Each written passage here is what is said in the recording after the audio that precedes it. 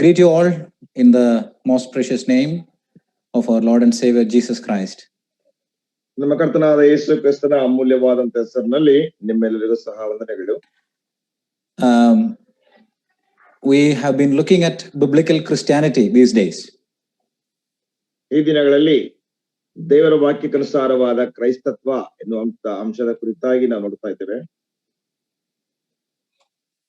And we've been looking at certain aspects of biblical Christianity. ದೇವರ ವಾಕ್ಯಕ್ಕನುಸಾರವಾದಂತಹ ಕ್ರೈಸ್ತತ್ವ ಎನ್ನುವಂತ ಅಂಶದ ಮೇಲೆ ಕೆಲವು ರೀತಿಯಾದಂತಹ ಅಂಶಗಳನ್ನು ನಾವು ನೋಡ್ತಾ ಇದ್ದೆವು. These days there are a lot of false systems or false Christianity that can be visible in the forefront. ಈ ದಿನಗಳಲ್ಲಿ ಅನೇಕ ರೀತಿಯಾದಂತಹ ಸುಳ್ಳಾದಂತಹ ಕ್ರೈಸ್ತತ್ವ, ಸುಳ್ಳಾದಂತಹ ಅನೇಕ ವಿಷಯಗಳನ್ನ ನಾವು ಮುಂದಿನ ನಾವು ನೋಡುವಂತವರಾಗಿರ್ತೇವೆ. Our testimony as Christian should be believable. ಕ್ರೈಸ್ತರಾದಂತಹ ನಮ್ಮ ಸಾಕ್ಷಿಯು ಅದು ನಂಬಿಕೆಗೆ ಅರ್ಹರಾದಂತಹದ್ದಾಗಿರಬೇಕು. And it should be credible, and if it needs to be credible, there has to be certain aspects that we see from the Bible. ದೇವರ ವಾಕ್ಯದಿಂದ ನಾವು ನೋಡ್ಲಿಕ್ಕೆ ಇರುವಂತಹ ಅಥವಾ ನಾವು ನೋಡುವಂತಹ ಕೆಲವು ವಿಷಯಗಳು ನಮ್ಮ ಜೀವಿತದಲ್ಲಿ ನಂಬಿಕೆಗೆ ಅರ್ಹವಾದಂತಹ ವಿಷಯಗಳಾಗಿರಬೇಕು. The first is, and the foundation that we laid on the first day, on Monday, was that to be a genuine Christian, he has to be converted. ಮೊದಲನೇದಾಗಿ ಅಸ್ತಿವಾರದ ವಿಷಯವಾದಂತಹ ವಿಷಯದಲ್ಲಿ ಸೋಮವಾರ ನೋಡಿದ ಹಾಗೆ ಒಬ್ಬ ವ್ಯಕ್ತಿಯು ಆತನು ಮಾನಸಾಂತರ ಹೊಂದಿದಂತಹ ವ್ಯಕ್ತಿಯಾಗಿರಬೇಕು. And it is not in a false sense of conversion. The true sense of Christian conversion is turning away from sin and turning towards God. ಇದು ಒಂದು ರೀತಿಯಾದಂತಹ ಸುಳ್ಳಾದಂತಹ ಒಂದು ಮಾನಸಾಂತರ ಅಲ್ಲ, ನಿಜವಾಗಿಯೂ ಸಹ ಪಾಪದ ಕಡೆಯಿಂದ ಕ್ರಿಸ್ತನ ಕಡೆಗೆ ತಿರುಗಿಕೊಳ್ಳುವಂತಹ, ದೇವರ ಕಡೆಗೆ ತಿರುಗಿಕೊಳ್ಳುವಂತಹ ಮಾನಸಾಂತರ. And then we also saw about Christian character, that it should be measured up in the conscience, so that conscience bear witness to ourselves whether we are believable, whether we have the believable testimony or not. ಹಾಗೆ ನಮ್ಮ ಜೀವಿತದಲ್ಲಿ ಅದರ ಸಾಕ್ಷಿಯನ್ನ ಸಾಕ್ಷೀಕರಿಸುವಂತದ್ದಾಗಿರ್ಬೇಕು. ಆ ಸಾಕ್ಷ್ಯ ಮುಖಾಂತರವಾಗಿ ದೇವರ ವಾಕ್ಯಕ್ಕನುಸಾರವಾದಂತ ಕ್ರೈಸ್ತರಾದಂತ ನಾವು ನಂಬಿಕೆಗೆ ಅರ್ಹರಾದಂತವರ ಇಲ್ಲವೆಂಬುದಾಗಿ ಹೇಳಲಿಕ್ಕೆ ಸಾಧ್ಯವಾಗ್ತದೆ. Before going into today's session, we will have a question session. ನಾವು ನಮ್ಮ ಸಂದೇಶಕ್ಕೆ ಹೋಗೋದಕ್ಕಿಂತ ಮುಂಚಿತವಾಗಿ ನಮಗೆ ಪ್ರಶ್ನಾವಳಿಯ ಒಂದು ಅಂಶವಿದೆ. The question is, when Paul was attacked by false teachers, he appealed to dash. That's a question. ಪೌಲನು ಸುಳ್ಳು ಬೋಧಕರಿಂದ ಆಕ್ರಮಿಸಲ್ಪಡುವಂತಹ ಸಮಯದಲ್ಲಿ ಆತನು ಒಂದು ವಿಷಯದ ಮೇಲೆ ಅಥವಾ ಡ್ಯಾಶ್ ನ ಮೇಲೆ ಆತನು ತನ್ನ ಮನಸ್ಸನ್ನು ಆತನು ಅಪೀಲ್ ಮಾಡಿದನು. There are I think one sister has answered, before giving the options. Okay, these are the options.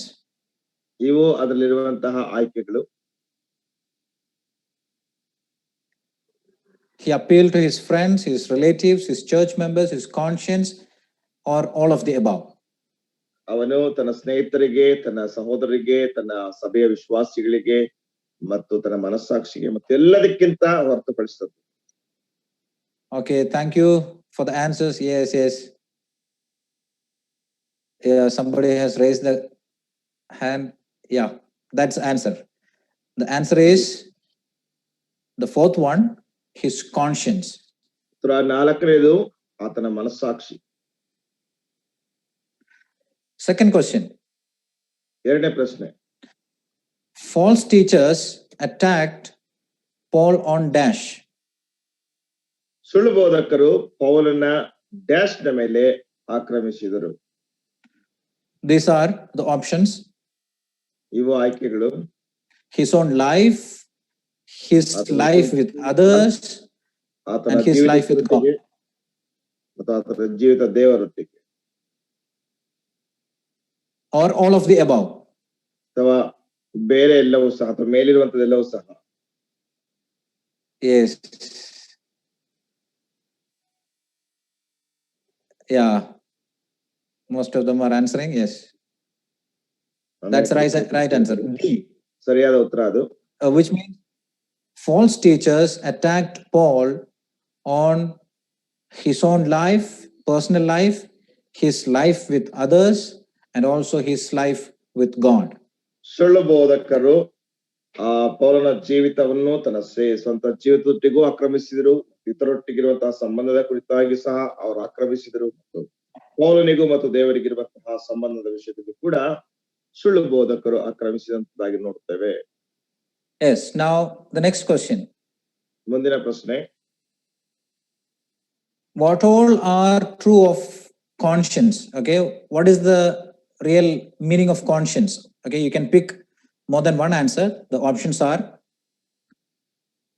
conscience is same in all, conscience is final standard of all, conscience is that God is the Lord of conscience, and it is the conscience is a priceless gift from God. ಈ ಪ್ರಶ್ನೆಗೆ ಇಲ್ಲಿರುವಂತಹ ಉತ್ತರಗಳನ್ನ ನೀವು ಆಯ್ದುಕೊಳ್ಳಬಹುದು. ಮನಸ್ಸಾಕ್ಷಿ ಸತ್ಯವಾದೆಂಬುದಕ್ಕೆ ಇರುವಂತಹ ಆಯ್ಕೆಗಳು, ಇದರ ಆಯ್ಕೆಗಳಲ್ಲಿ 4 ಆಯ್ಕೆಗಳು ಕೊಡಲ್ಪಟ್ಟಿವೆ. ಇದು ಎಲ್ಲದರಲ್ಲಿ ಸಹ ಒಂದೇ ಆಗಿದೆ, ಮತ್ತು ಇದೇ ಎಲ್ಲಾ ಮಟ್ಟದ ಅಂತ್ಯವೂ ಸಹ ಆಗಿದೆ. ಮತ್ತು ಕರ್ತನಾದಂತಹ ದೇವರು ತಾನೇ ಈ ಮನಸ್ಸಾಕ್ಷಿನ ಆರಿಸುವಂತವನಾಗಿದ್ದಾನೆ, ಮತ್ತು ದೇವರಿಂದ ಬಂದಂತಹ ಒಂದು it is written there, you can pick more than one. There are 2 options. ಅಲ್ಲಿ ಬರೆಯಲ್ಪಟ್ಟಿದೆ, ಅದು ನೀವು ಒಂದಕ್ಕಿಂತ ಹೆಚ್ಚಾಗಿ ಸಹ ನೀವು ಆರಿಸಿಕೊಳ್ಳಬಹುದು. So most of them are answering 3 and 4 is the right answer. 3 ಮತ್ತು 4. Yeah, thank you, brothers and sisters. So we understand that true conscience means God is the Lord of conscience, and it also tells, the conscience tells that it is a priceless gift from God. ಇದು ದೇವರ ಕುರಿತಾಗಿ ಸಾಕ್ಷೀಕರಿಸುವಂತದ್ದಾಗಿದೆ, ಮತ್ತು ನಾವು ನೋಡ್ತೇವೆ ಇದು ಅಮೂಲ್ಯವಾದ ಅಥವಾ ಬೆಲೆ ರಹಿತವಾದಂತಹ, ಬೆಲೆ ಇಲ್ಲದೆ ಇರುವಂತಹ ಅಥವಾ ಬಹಳ ಅಮೂಲ್ಯವಾದಂತಹ ಒಂದು ದೇವರ ವರವಾಗಿದೆ. And the next question. ಮುಂದಿನ ಪ್ರಶ್ನೆ. Pick out Paul's character. ಪೌಲನ ಒಂದು ಗುಣಲಕ್ಷಣ ಅಥವಾ ನಡತೆ. ಆತನೊಬ್ಬ ಕಪಟಿಯಾಗಿದ್ದನು, ಆತನೊಬ್ಬ ನಿಷ್ಠೆ ಇಲ್ಲದವನು, ನಕಲಾದಂತವನು, ಮತ್ತು ಪರಿಶುದ್ಧನು ಮತ್ತು ಯಥಾರ್ಥವಂತನು. Yes. So we studied yesterday that Paul had a different character, holy, simplicity and sincerity was the thing that we learned yesterday. ನಿನ್ನೆ ದಿನ ನಾವು ಕಲಿತಂತಹ ವಿಷಯ, ಪೌಲನು ಯಥಾರ್ಥವುಳ್ಳಂತವನು, ಸರಳವಾದಂತವನು, ಮತ್ತು ಪೌಲನು ನಿಷ್ಠೆಯುಳ್ಳವನಾಗಿದ್ದನು. ನಿನ್ನೆ ದಿನ ಕಲಿತಂತಹ ವಿಷಯ. Thank you, dear ones. Thank you that you have answered. Most of them have answered correctly. Thank you for that. ಆಮೇಲೆ ಅನೇಕರು ಸರಿಯಾಗಿ ಉತ್ತರಿಸಿದ್ದೀರಿ, ನಿಮಗೆ ವಂದನೆಗಳು. So we'll come back to our study. ನಾವು ನಮ್ಮ ಅಧ್ಯಯನಕ್ಕೆ ಹಿಂದಿರುಗಿ ಬರೋಣ. We understand that biblical Christianity, or the way in which Bible tells about a Christian, is entirely different. ದೇವರ ವಾಕ್ಯಕ್ಕನುಸಾರವಾದಂತಹ ಕ್ರೈಸ್ತತ್ವ ಬಹಳ ವಿಭಿನ್ನವಾದದ್ದು.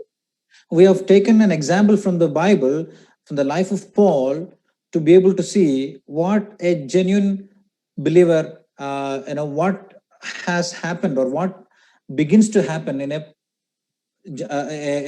genuinely Christian's life, a genuine Christian's life. ನಿಜವಾದಂತ ಒಬ್ಬ ಕ್ರೈಸ್ತನ ಜೀವಿತದಲ್ಲಿ ಏನಾಗ್ತದೆ, ಆತನ ಜೀವಿತದಲ್ಲಿ ಆಗುವಂತಹ ಬದಲಾವಣೆಗಳು ಏನೆಂಬುದಾಗಿ ನಾವು ನೋಡಿದೆವು. We have seen that Paul was a person who got converted.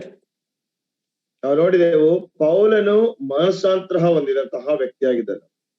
If we have not been changed by the power of God through the gospel, then we don't have actually any credibility to that testimony. ಸುವಾರ್ತೆಯ ಮುಖಾಂತರವಾಗಿ ನಾವು ಮನಸ್ಸಾಂತರ ಹೊಂದದೇ ಇದ್ದರೆ ನಮ್ಮ ಜೀವಿತದಲ್ಲಿ ಯಾವುದೇ ರೀತಿಯಾದಂತಹ ಬದಲಾವಣೆಗಳಾಗ್ಲಿಕ್ಕೆ ಅಥವಾ ಯಾವುದೇ ರೀತಿಯಾದಂತಹ ನಂಬಲಿಕ್ಕೆ ಅರ್ಹವಾದಂತಹ ವಿಷಯಗಳು ಇರೋದಿಲ್ಲ. You know that, Christendom is a larger community. ಯಾಕೆಂದ್ರೆ ಈ ಕ್ರೈಸ್ತತ್ವ ಎನ್ನುವಂಥದ್ದು ಬಹಳ ವಿಸ್ತಾರವಾದಂಥದ್ದು, ದೊಡ್ಡದಾದಂತಹ ಒಂದು ಸಮುದಾಯ. But the genuine Christians are very few. ಆದ್ರೆ ನಿಷ್ಠೆಯುಳ್ಳ ನಿಜವಾದಂತ ಯಥಾರ್ಥವಾದಂತಹ ಕ್ರೈಸ್ತರು ಕೆಲವರು ಮಾತ್ರ ಆಗಿದ್ದಾರೆ. The Christendom or Christianity is used just like other world religion kind of category. That's not the right word actually. ಕ್ರೈಸ್ತತ್ವ ಎನ್ನುವಂಥದ್ದು ಲೋಕದಲ್ಲಿರುವಂತಹ ಬೇರೆ ವಿಭಾಗಗಳಿಗೆ ಅಥವಾ ಬೇರೆ ಧರ್ಮಗಳಿಗೆ ಅಥವಾ ಮತಗಳಿಗೆ ರೀತಿಯಲ್ಲಿ ಉಪಯೋಗಿಸಲ್ಪಟ್ಟಿದೆ. ಅದು ನಿಜವಾಗಿ ಕೂಡ ಸರಿಯಾದಂತಹ ಒಂದು ವಿಷಯ ಅಲ್ಲ. It includes several groups. ಅದು ಅನೇಕ ಗುಂಪುಗಳನ್ನು ಸಹ ಒಳಪಡಿಸುವಂತದ್ದಾಗಿದೆ. To my surprise, I've seen that Mormons are also Mormon, which is a false, which represents a false Christianity. They are also included in this category. ನನ್ನ ಆಶ್ಚರ್ಯ ಏನಂದ್ರೆ ಮೋರ್ಮೋನ್ಸ್ ಎಂಬುದಾಗಿ ಅಥವಾ ಮೋರ್ಮನ್ನರು ಎಂಬುದಾಗಿ ಹೇಳುವಂತಹ ಒಂದು ಗುಂಪಿದೆ. ಅವರು ಸುಳ್ಳು ಬೋಧಕರಾಗಿದ್ದಾರೆ, ಸುಳ್ಳು ಕ್ರೈಸ್ತರಾಗಿದ್ದಾರೆ. ಆದ್ರೆ ಅವರೂ ಸಹ ಈ ಒಂದು ಕ್ರೈಸ್ತತ್ವ ಎನ್ನುವಂತಹ ಗುಂಪಿನಲ್ಲಿ ಸೇರ್ಪಡೆಯಾಗಿದ್ದಾರೆ. And Jehovah's Witness, they also deny some of the very core biblical principles, and they are also included in this category. ಯೆಹೋವನ ಸಾಕ್ಷಿಗಳು ಎಂಬುದಾಗಿ ಹೇಳುವಂತಹ ಜನರು ಅವರು ಬಹಳ ಪ್ರಾಮುಖ್ಯವಾದಂತಹ ಸತ್ಯಾಂಶಗಳನ್ನೇ, ದೈವತ್ವದ ಅಂಶಗಳನ್ನೇ ಅಲ್ಲಗಳೆಯುವಂತವರಾಗಿದ್ದಾರೆ. ಆದರೂ ಸಹ ಅವರು ಕೂಡ ಈ ಒಂದು ಕ್ರೈಸ್ತತ್ವ ಎನ್ನುವಂತಹ ಗುಂಪಿನಲ್ಲಿ ಸೇರ್ಪಡೆಯಾಗಿದ್ದಾರೆ. So the thing is this, dear ones, that those who clearly deny the principles of scripture are in this category. ನನ್ನ ಪ್ರಿಯರೇ, ಬಹಳ ಸ್ಪಷ್ಟವಾಗಿ ಕ್ರೈಸ್ತರ ಅಥವಾ ಕ್ರಿಸ್ತನನ್ನು ಅಲ್ಲಗಳೆಯುವಂತಹ ದೇವರ ವಾಕ್ಯಕ್ಕನುಸಾರವಾದ ನಿಯಮಗಳನ್ನು ಅಲ್ಲಗಳೆಯುವಂತವರು ಸಹ ಈ ಕ್ರೈಸ್ತತ್ವ ಎನ್ನುವಂತಹ ಗುಂಪಿನಲ್ಲಿ ಸೇರ್ಪಡೆಯಾಗಿದ್ದಾರೆ. So Christendom is not just a philosophy, it's a lived experience. ಕ್ರೈಸ್ತತ್ವ ಎನ್ನುವಂಥದ್ದು ಕೇವಲ ತತ್ವಶಾಸ್ತ್ರ ಅಲ್ಲ, ಇದು ಒಂದು ಜೈವಿಕವಾದಂತಹ ಜೀವಿಸುವಂತಹ ಒಂದು ಅನುಭವ. So what we were trying to look at the conversion is that new birth happens at the time of our conversion. ಮಾನಸಾಂತರದಲ್ಲಿ ನಾವು ಏನ್ ನೋಡ್ಲಿಕ್ಕೆ ಪ್ರಯತ್ನಿಸ್ತಾ ಇದ್ದೇವೆ ಅಂದ್ರೆ ನಮ್ಮ ಹೊಸ ಜನನದಲ್ಲಿ ಆ ಒಂದು ಮನವರ್ತನೆ ಅಥವಾ ಪರಿವರ್ತನೆ ಆಗುವಂತದ್ದಾಗಿದೆ. You're made a new creation. ನೀವು ನೂತನ ಸೃಷ್ಟಿಗಳಾಗುತ್ತೀರಿ.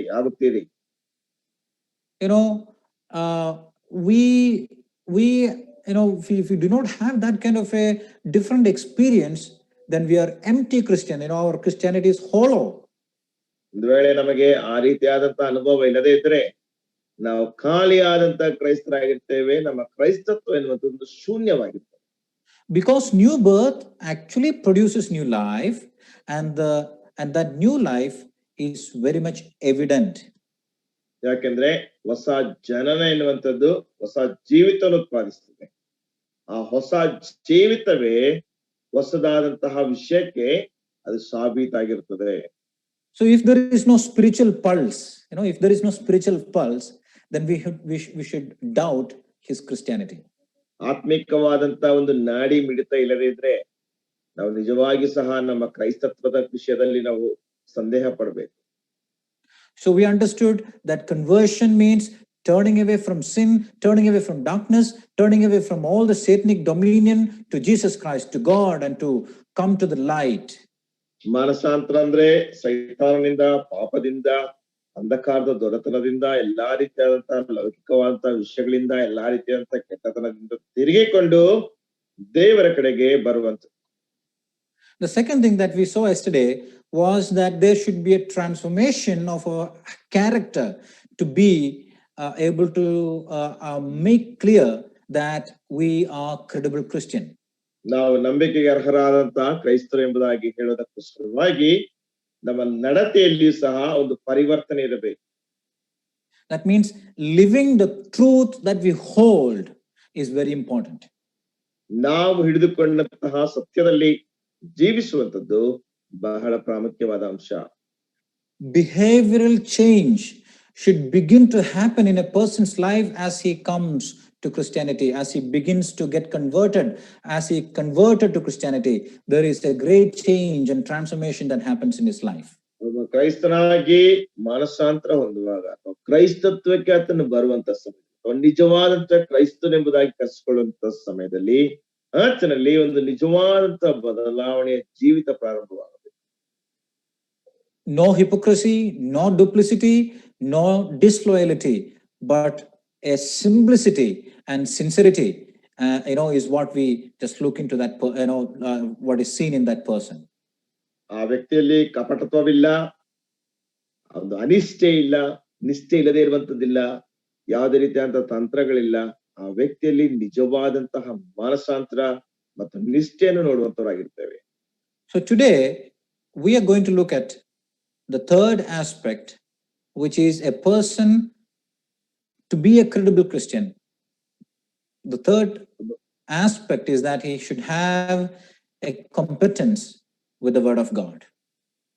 ಒಬ್ಬ ವ್ಯಕ್ತಿ ಆ ಒಂದು ನಂಬಿಕೆಗೆ ಅರ್ಹರಾದಂತಹ ಕ್ರೈಸ್ತನಾಗಬೇಕಾದ್ರೆ ಆಗಿದ್ರೆ ಆತನಲ್ಲಿ ಇರುವಂತಹ ಮತ್ತೊಂದು ವಿಷಯವನ್ನ ನಾವು ಈ ದಿನ ನೋಡ್ಲಿಕ್ಕಿದ್ದೇವೆ. ಅದೇನೆಂದ್ರೆ ದೇವರ ವಾಕ್ಯಕ್ಕೋಸ್ಕರವಾಗಿರುವಂತಹ ಒಂದು ಭಯಕ್ಕೆ. The scriptural portion is from Hebrews chapter 5 verse 11 to 14. ದೇವರ ವಾಕ್ಯದ ಭಾಗ ಇಬ್ರಿಯರಿಗೆ ಬರೆದ ಪತ್ರಿಕೆ Hebrews chapter 5 verses 11 to 14. ಇಬ್ರಿಯರಿಗೆ ಬರೆದ ಪತ್ರಿಕೆ 5ನೇ ಅಧ್ಯಾಯ 11ರಿಂದ 14ನೇ ವಚನದವರೆಗೆ ನಾವು ಆ ಒಂದು ಅಂಶವನ್ನು ನಾವು ನೋಡ್ತೇವೆ. ಇಬ್ರಿಯರಿಗೆ ಬರೆದ ಪತ್ರಿಕೆ 5:11ರಿಂದ 14. ಈ ವಿಷಯದಲ್ಲಿ ನಾವು ಹೇಳಬೇಕಾದ ಮಾತು ಬಹಳವು, ಆದ್ರೆ ನಿಮ್ಮ ಕಿವಿಗಳು ಮಂದವಾದದರಿಂದ ಅದನ್ನು ವಿವರಿಸುವುದು ಕಷ್ಟವಾಗಿದೆ. ಕಾಲವನ್ನು ನೋಡಿದರೆ ನೀವು ಇಷ್ಟರೊಳಗೆ ಬೋಧಕರಾಗಿರಬೇಕಾಗಿದ್ದರೂ ಒಬ್ಬನು ನಿಮಗೆ ದೈವೋಕ್ತಿಗಳ ಮೂಲ ಪಾಠಗಳನ್ನು ತಿರುಗಿ ಕಲಿಸಿಕೊಡಬೇಕಾಗಿದೆ. ನೀವು ಹಾಲು ಕುಡಿಯತಕ್ಕವರೇ ಹೊರತು ಗಟ್ಟಿಯಾದ ಆಹಾರವನ್ನು ತಿನ್ನತಕ್ಕವರಲ್ಲ. ಹಾಲು ಬೇಕಾದವನು ಕೂಸಿನಂತಿದ್ದು ನೀತಿ ವಾಕ್ಯದಲ್ಲಿ ಅನುಭವವಿಲ್ಲದವನಾಗಿದ್ದಾನೆ. ಗಟ್ಟಿಯಾದ ಆಹಾರವು ಪ್ರಾಯಸ್ಥರಿಗೋಸ್ಕರ, ಅಂದರೆ ಜ್ಞಾನೇಂದ್ರಿಯಗಳನ್ನು ಸಾಧನೆಯಿಂದ ಶಿಕ್ಷಿಸಿಕೊಂಡು ಇದು ಒಳ್ಳೆಯದು ಅದು ಕೆಟ್ಟದ್ದು ಎಂಬ ಭೇದವನ್ನು ತಿಳಿದವರಿಗೋಸ್ಕರ. Hebrews is a very important portion of scripture. ಇಬ್ರಿಯರಿಗೆ ಬರೆದ ಪತ್ರಿಕೆ ದೇವರ ವಾಕ್ಯದಲ್ಲಿ ಬಹಳ ಪ್ರಾಮುಖ್ಯವಾದಂತಹ ವಾಕ್ಯ ಭಾಗವಾಗಿದೆ. The entire book tells about Jesus Christ as high priest than every person in the Judaism. ಕರ್ತನಾದಂತ ಯೇಸು ಕ್ರಿಸ್ತನು ಯಹೂದತ್ವದಲ್ಲಿದ್ದಂತ ಎಲ್ಲಾ ವ್ಯಕ್ತಿಗಳಿಗಿಂತಲೂ ಸಹ ಉನ್ನತವಾದಂತಹ ಮಹಾಯಾಜಕನೆಂಬುದಾಗಿ ಇಬ್ರಿಯರಿಗೆ ಬರೆದ ಪತ್ರಿಕೆ ಹೇಳುತ್ತದೆ. And when we read those portions, we have certain warnings in between given to those Jewish people, those who are in the verge of believing, whether they have not made any decision, in the verge, in the edge, feeling that they want to become Christian and they want to become also Jewish person. They have not made up their mind. ಇಬ್ರಿಯರಿಗೆ ಬರೆದ ಪತ್ರಿಕೆಯನ್ನ ಸ್ಪಷ್ಟವಾಗಿ ಓದುವಂತ ಸಮಯದಲ್ಲಿ ಒಬ್ಬ ವ್ಯಕ್ತಿ ಆತನು ಕ್ರೈಸ್ತನಾಗಬೇಕು, ಅದೇ ಸಮಯದಲ್ಲಿ ಯಹೂದ್ಯನಾಗಿರ್ಬೇಕು. ಈ ಎರಡರ ಮಧ್ಯದಲ್ಲಿ ಇರುವಂತಹ ಒಬ್ಬ ವ್ಯಕ್ತಿಯ ಕುರಿತಾಗಿ ಅದು ಹೇಳುವಂತದ್ದಾಗಿದೆ. ಅವನು ನಿಜವಾಗಿಯೂ ಸಹ ತನ್ನ ಮನಸ್ಸನ್ನ ಒಂದು ವಿಷಯಕ್ಕೆ ಆತನು ತೀರ್ಮಾನಿಸಲಿಲ್ಲ ಅಥವಾ ನಿರ್ಧಾರ ಮಾಡಿಕೊಂಡಿಲ್ಲ. And that is the reason why the writer clearly explains that Jesus Christ is above everyone, above every system of Old Testament beliefs, and he presents that he gives warning to those who are not believers, actually those who have not become believers actually, and he wanted to explain a very important truth to them by giving them warning. ಆದ್ದರಿಂದ ಇಬ್ರಿಯ ಗ್ರಂಥಕರ್ತನು ಹೇಳುತ್ತಾನೆ, ಕರ್ತನಾದಂತ ಯೇಸು ಕ್ರಿಸ್ತನು ಎಲ್ಲದಕ್ಕಿಂತಲೂ ಸಹ ಉನ್ನತನಾಗಿದ್ದಾನೆ.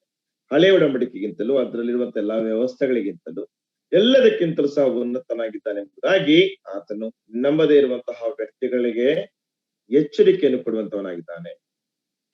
So Jesus is highest than the law, the patriarchs, the angels, and so on and so forth.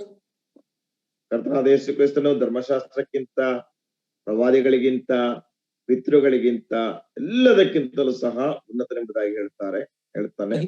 So the writer says you have to move to understand Christ and accept him, so that you will be able to experience the maturity or the level of spiritual competence in your life. ಅದರಿಂದ ನೀವು ಅದನ್ನು ಅರ್ಥ ಮಾಡಿಕೊಂಡು ಕರ್ತನಾದ ಯೇಸು ಕ್ರಿಸ್ತನನ್ನು ಅಂಗೀಕರಿಸಿಕೊಳ್ಳುವಾಗ ನಿಮ್ಮ ಜೀವಿತದಲ್ಲಿ ಆತ್ಮೀಕವಾದಂತಹ ಒಂದು ಬೆಳವಣಿಗೆಯ ಮಟ್ಟವು ಆಗುತ್ತದೆ ಎಂಬುದಾಗಿ ಹೇಳ್ತಾರೆ. The interesting thing about this group is that they are professing believers. They confess that Jesus Christ is Lord, but they are actually not possessing. They don't possess Christ. ಆದರೆ ಈ ವಿಶ್ವಾಸಿಗಳು ಅಥವಾ ಈ ಜನರು ಹೇಗಿದ್ದಾರೆ ಅಂದ್ರೆ ಕರ್ತನಾದಂತೆ ಯೇಸು ಕ್ರಿಸ್ತನು ತನ್ನ ಕರ್ತನೆಂಬುದಾಗಿ ಅವರು ಒಪ್ಪಿಕೊಳ್ತಾರೆ, ಆದ್ರೆ ತಮ್ಮ ಜೀವಿತದಲ್ಲಿ ಅದನ್ನ ಪ್ರಾಯೋಗಿಕವಾಗಿ ತರೋದಿಲ್ಲ. ಅವರು ಕೇವಲ ಹೇಳಿಕೊಳ್ಳುವಂತವರು ಮಾತ್ರವೇ ಆಗಿರ್ತಾರೆ. And the portion of the scripture that we read applies to all the believers, about their personal life. ನಾವು ಓದಿದಂತಹ ವಾಕ್ಯ ಭಾಗವು ಎಲ್ಲಾ ವಿಶ್ವಾಸಿಗಳಿಗೆ ತಮ್ಮ ವೈಯಕ್ತಿಕ ಜೀವಿತಕ್ಕೆ ಅನ್ವಯವಾಗುತ್ತದೆ. The very simple truth that we understand from this portion is that believers are supposed to grow up. ನಾವು ಈ ವಾಕ್ಯ ಭಾಗದಿಂದ ಅರ್ಥ ಮಾಡಿಕೊಂಡಂತ ಬಹಳ ಸರಳವಾದಂತ ಸತ್ಯಾಂಶವೇನೆಂದ್ರೆ ವಿಶ್ವಾಸಿಗಳು ಬೆಳೆಯಬೇಕು. So the very important truth is that believers needed to have competence with the word of God and apply it to personal lives. ವಿಶ್ವಾಸಿಗಳಿಗೆ ಇರಬೇಕಾದಂತಹ ವಿಷಯವೇನೆಂದ್ರೆ ಅವರಿಗೆ ದೇವರ ವಾಕ್ಯದ ಕುರಿತಾಗಿ ಹೆಬ್ಬಯಕೆ ಇದ್ದು ಆ ವಾಕ್ಯಗಳನ್ನ ತಮ್ಮ ಜೀವಿತಗಳಲ್ಲಿ ಪ್ರಾಯೋಗಿಕವಾದ ಜೀವಿತಗಳಲ್ಲಿ ಅಳವಡಿಸಿಕೊಳ್ಳಬೇಕು. In verse 11 we read, about this we have much to say, and it is hard to explain since you have become dull of hearing. 11ನೇ ವಚನದಲ್ಲಿ ನೋಡ್ತೇವೆ, ಈ ವಿಷಯದಲ್ಲಿ ನಾವು ಹೇಳಬೇಕಾದ ಮಾತು ಬಹಳ, ಆದರೆ ನಿಮ್ಮ ಕಿವಿಗಳು ಮಂದವಾದದರಿಂದ ಅದನ್ನು ವಿವರಿಸುವುದು ಕಷ್ಟವಾಗಿದೆ. And if you read further, we understand that for though by this time you ought to be teachers, you need someone to teach you now again the basic principles of the oracles of God.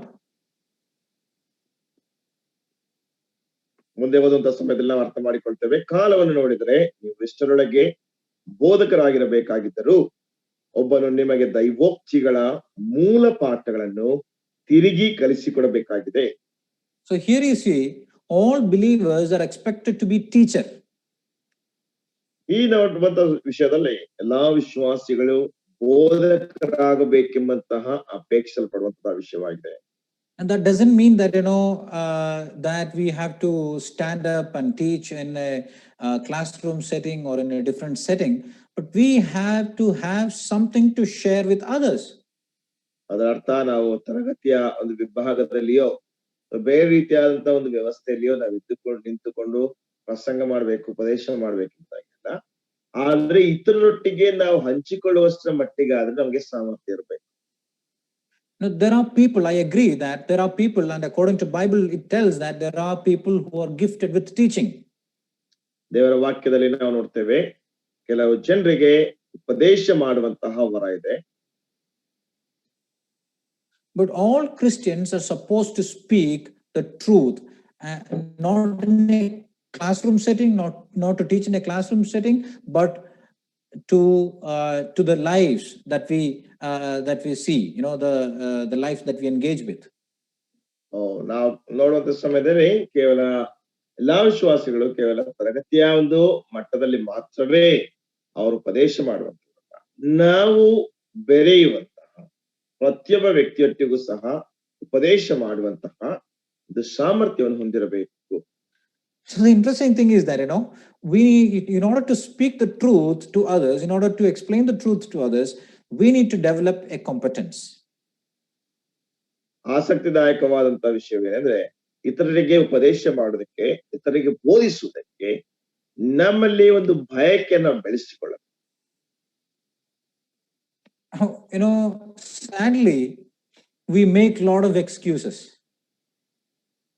ಅದರ ವಿಷಾದನೀಯವಾಗಿ ಅನೇಕ ನೆವಗಳನ್ನ ನಾವು ಹೇಳ್ತೇವೆ. We make excuses for our immaturity. ನಮ್ಮ ಅಪರಿಪಕ್ವತೆಗೆ ಅನೇಕ ನೆಪಗಳನ್ನು ನಾವು ಹೇಳ್ತೇವೆ. One is that, we feel to say that, okay, I'm not interested in studying, ಅದರಲ್ಲಿ ಒಂದ್ ಯಾವ್ದಂದ್ರೆ, ನನಗೆ ಕಲೀಲಿಕ್ಕೆ ಅಷ್ಟೊಂದು ಆಸಕ್ತಿ ಇಲ್ಲ. Or the Bible is not that much interesting. ಸತ್ಯವೇದ ಅಷ್ಟೊಂದು ಆಸಕ್ತಿದಾಯಕವಲ್ಲ. I don't feel that much, interesting. ನನಗೆ ಅಷ್ಟೊಂದು ಆಸಕ್ತಿ ನನಗೆ ಕಂಡು ಬರ್ತಾ ಇಲ್ಲ. There are so many other things I feel, much more interesting than this. ಇದಕ್ಕಿಂತ ಹೆಚ್ಚಾಗಿ ಇರುವಂತ ಆಸಕ್ತಿ ಇರುವಂತ ಅನೇಕ ವಿಷಯಗಳನ್ನು ನಾನು ಕಂಡುಕೊಳ್ತೇನೆ. Another very great, excuse that we make is that I don't have time. ಏನೊಂದು ದೊಡ್ಡ ನೆವ ಏನಂದ್ರೆ, ನನಗೆ ಸಮಯ ಇಲ್ಲ. Who has time? ಸಮಯ ಯಾರಿಗಿದೆ? Even if we get, we all have 24 hours, isn't it? And we make a lot of excuses by saying, I don't have time. Who has time? 24 ಗಂಟೆ ನಮ್ಮೆಲ್ರಿಗೂ ಸಹ ಇದೆ. ಆದ್ರೆ ನಾವು ನೆಪ ಹೇಳುವಂತದ್ದು ಏನಂದ್ರೆ, ನನಗೆ ಸಮಯ ಇಲ್ಲ. ಮತ್ತೆ ಯಾರಿಗಿದೆ ಸಮಯ? And the next excuse is that, I'm a simple person. Let me live like this.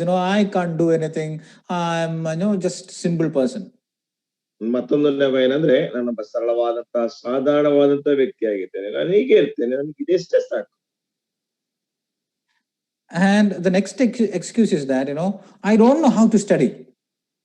ಮತ್ತೊಂದು ನೆಪ ಏನಂದ್ರೆ, ಹೇಗೆ ಅಧ್ಯಯನ ಮಾಡ್ಬೇಕೆಂಬುದಾಗಿ ನನಗೆ ಗೊತ್ತಿಲ್ಲ.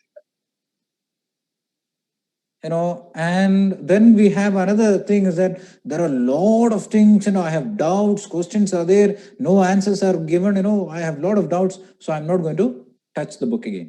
ಮತ್ತೊಂದು ನೆಪ ಏನಂದ್ರೆ, ನನಗೆ ಅನೇಕ ಸಂದೇಹಗಳು, ಅನೇಕ ರೀತಿಯಾದ ಪ್ರಶ್ನೆಗಳಿವೆ. ಆ ಎಲ್ಲಾ ಪ್ರಶ್ನೆಗಳಿಗೆ, ಸಂದೇಹಗಳಿಗೆ ಉತ್ತರ ಕೊಡಲ್ಪಟ್ಟಿಲ್ಲ. ಆದ್ರಿಂದ ನಾನು ಅದನ್ನ ಮುಟ್ಟೋದಕ್ಕೆ ಹೋಗುದಿಲ್ಲ. Just carefully look at this and pick up which one you are, you have been thinking in your mind. ಎಚ್ಚರಿಕೆಯಿಂದ ನೀವು ಇದನ್ನು ನೋಡಿ, ನಿಮ್ಮ ಮನಸ್ಸಿನಲ್ಲಿ ಯಾವುದನ್ನು ಆಲೋಚಿಸ್ತಾ ಇದ್ದೀರಿ ಎಂಬುದಾಗಿ ನೀವು ನೋಡ್ಕೊಳ್ಳಿ. Or there are some other more excuses that you used to make. ಒಂದು ವೇಳೆ ಇನ್ನು ಅನೇಕ ನೆವಗಳನ್ನು ನೀವು ಮಾಡ್ಕೋ. You say that I'm not a learned person. Whatever is, whatever I've learned, that is enough. Enough is enough. I'm not a scholar.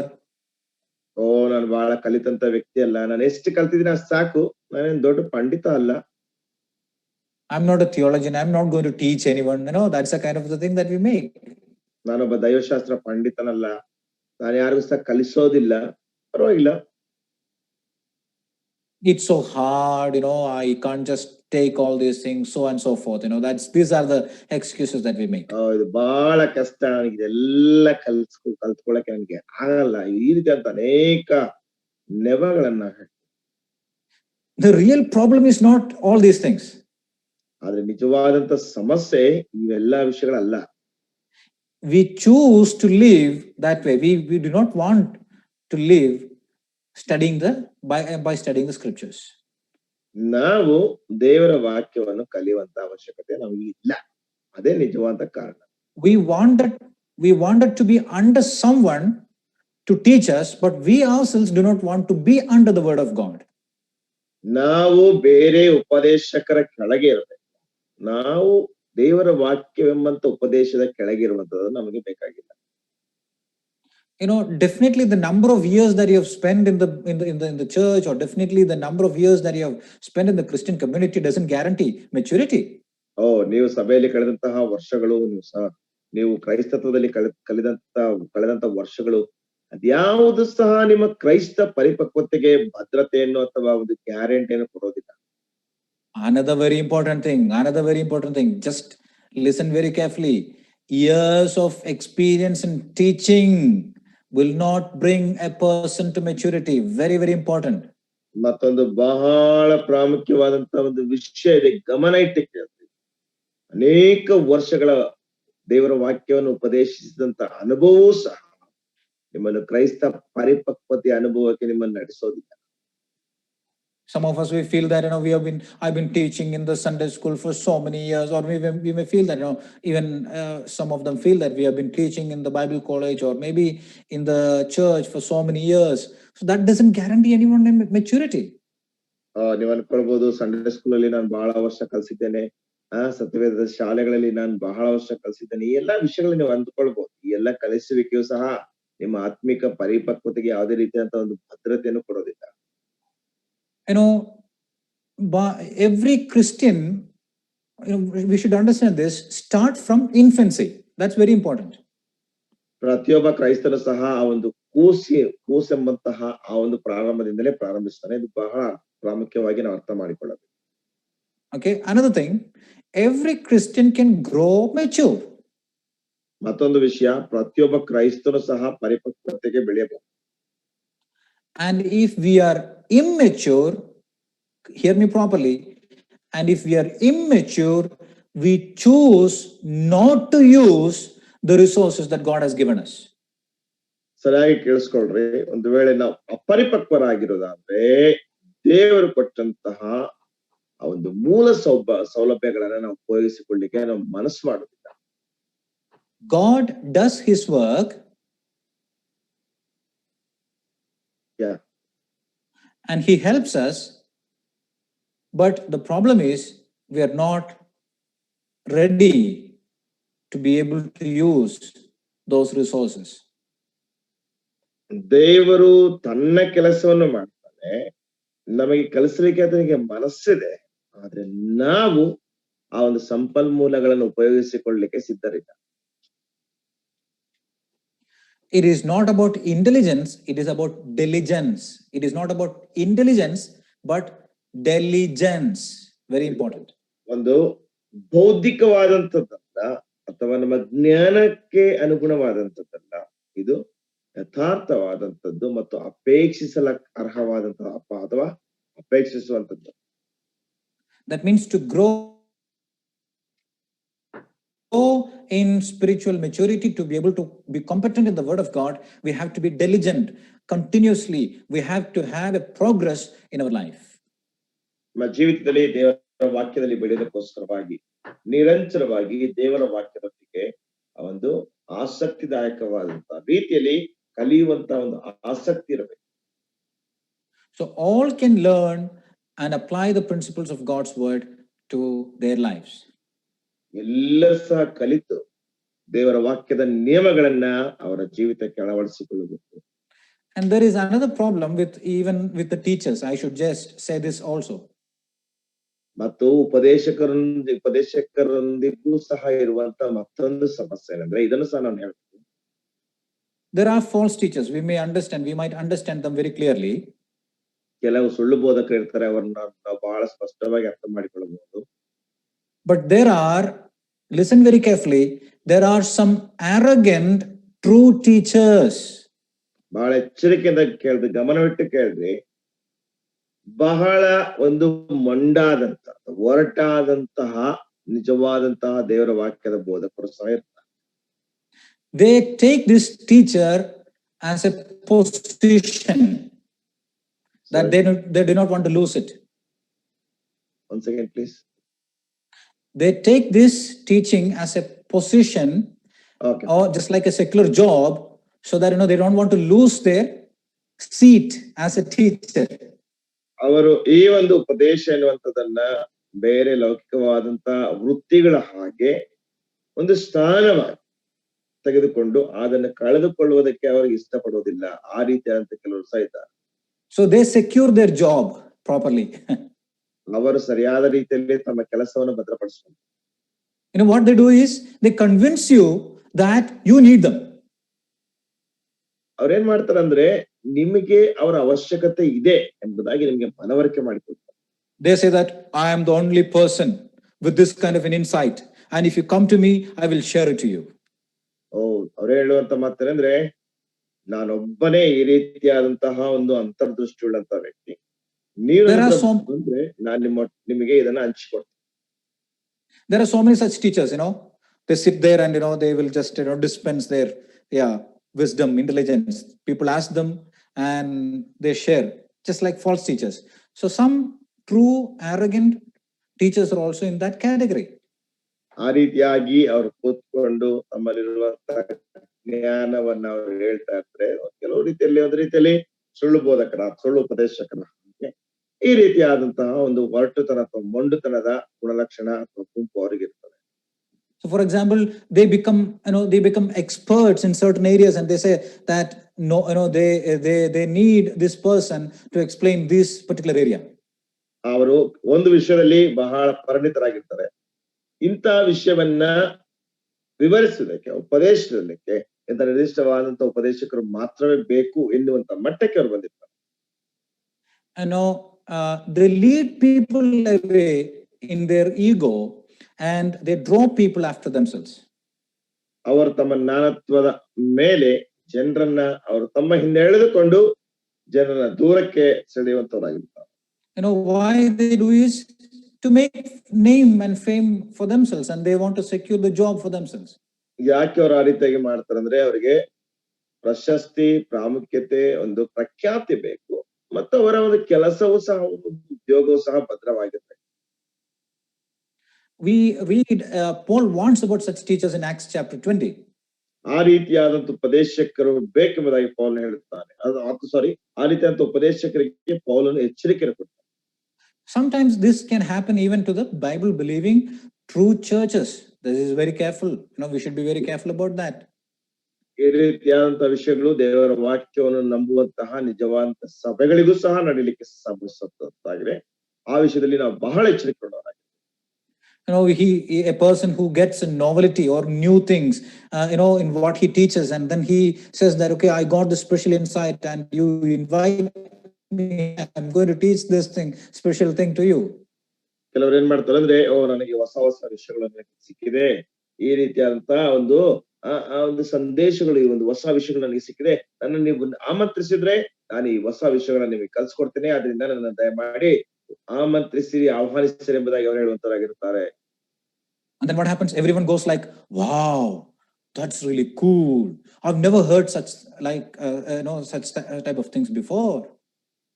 ಆಗ ಜನ ಏನ್ ಮಾಡ್ತಾರೆ ಅಂದ್ರೆ, ಅಯ್ಯೋ, ಅಂತ ಅದ್ಭುತವಾದಂತಹ ವಿಷಯಗಳನ್ನ ನಾನು ಎಂದಿಗೂ ನನ್ನ ಜೀವಮಾನದಲ್ಲಿ ಕೇಳಲೇ ಇಲ್ಲ ಎಂಬುದಾಗಿ ಆಶ್ಚರ್ಯ.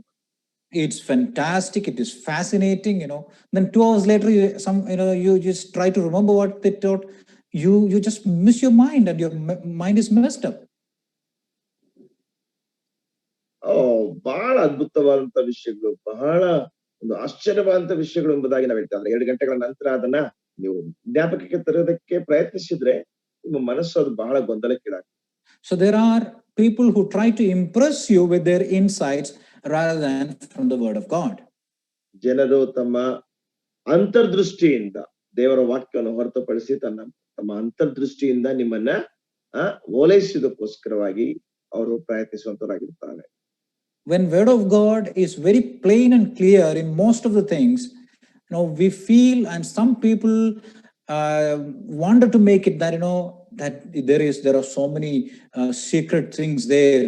If you just invite us, or just I am the person who can just unlock those things to you. ದೇವರ ವಾಕ್ಯ ಬಹಳ ಸರಳವಾಗಿ ಸರಳವಾಗಿರುವಂತದ್ದಾಗಿದೆ, ಅರ್ಥ ಮಾಡಿಕೊಳ್ಳಿಕ್ಕೆ ಸಾಧ್ಯ. ಕೆಲವರು ಹೇಳ್ತಾರೆ, ಆ ಒಂದು ವಚನದಲ್ಲಿ ಬಹಳ ಅರ್ಥಗಳಿವೆ, ಗೂಢಾರ್ಥಗಳಿವೆ, ನಾನು ಅದನ್ನು ಕಲ್ತಿದ್ದೇನೆ, ನೀವು ನನ್ನನ್ನು ಆಹ್ವಾನಿಸಿದ್ರೆ ನಾನು ಬಂದು ನಿಮ್ಗೆ ವಿವರಿಸಿಕೊಡ್ತೇನೆ ಎಂಬುದಾಗಿ ಹೇಳುವಂತದ್ದು. The meaning of what I'm trying to tell is that there are such type of things that are happening that we should be very careful, that we need teachers, but we should be aware of arrogant true teachers even. ನಾನು ಏನು ಹೇಳಿಕ್ಕೆ ಪ್ರಯತ್ನಿಸ್ತಾ ಇದ್ದೇನೆ ಅಂದ್ರೆ, ನಮಗೆ ಉಪದೇಶಕರು ಬೇಕು, ನಮಗೆ ದೇವರ ವಾಕ್ಯವನ್ನು ಕಲಿಸುವಂತವ್ರು ಬೇಕು.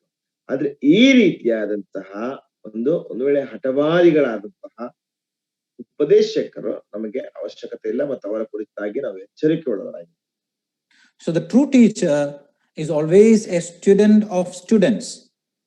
ನಿಜವಾದಂತ ಉಪದೇಶಕನು ಯಾವಾಗಲೂ ಸಹ ವಿದ್ಯಾರ್ಥಿಗಳಲ್ಲಿ ವಿದ್ಯಾರ್ಥಿಯಾಗಿರ್ತಾನೆ. That means he is teachable, he is able to understand things, and he is able to make disciples. ಅವನು ಕಲಿಸಲ್ಪಡ್ಲಿಕ್ಕೆ ಯೋಗ್ಯನಾದಂತವನು, ಆತನ ವಿಷಯಗಳನ್ನ ಅರ್ಥ ಮಾಡಿಕೊಳ್ತಾನೆ ಮತ್ತು ಆತನ ಶಿಷ್ಯರನ್ನಾಗಿ ಮಾಡಲ್ಪಡುವುದಕ್ಕೆ ಯೋಗ್ಯನಾದಂತವನಾಗಿರ್ತಾನೆ. He grows and he allows others to grow. ಅವನು ಬೆಳಿತಾನೆ ಮತ್ತು ಇತರರನ್ನು ಸಹ ಬೆಳಿಲಿಕ್ಕೆ ಪ್ರೋತ್ಸಾಹಿಸ್ತಾನೆ. So this is in the backdrop. This we need to be able to understand in the backdrop.